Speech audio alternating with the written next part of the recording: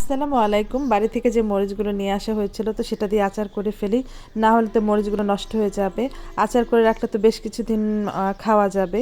তো আমি মরিচগুলো ছোটো ছোটো করে কেটে নিয়েছি, কিছু রসুন কুচি কেটে নিয়েছি, সরিষা বাটা করে নিয়েছিলাম অল্প একটু, তারপর ছিল রসুন বাটা। এগুলো দিয়ে আমি আচার বানিয়ে ফেলবো।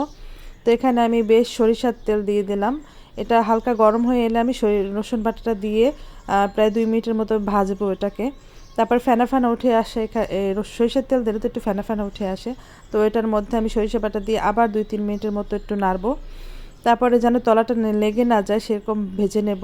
তারপরে আমি রসুন কুচিগুলো দিয়েছিলাম, ওটাও আমি 2-3টের মতো ভেজেছিলাম। তারপর এখানে তেঁতুলের কাত করে রেখেছিলাম আগে থেকেই, ওটাও আমি দিয়ে দিলাম।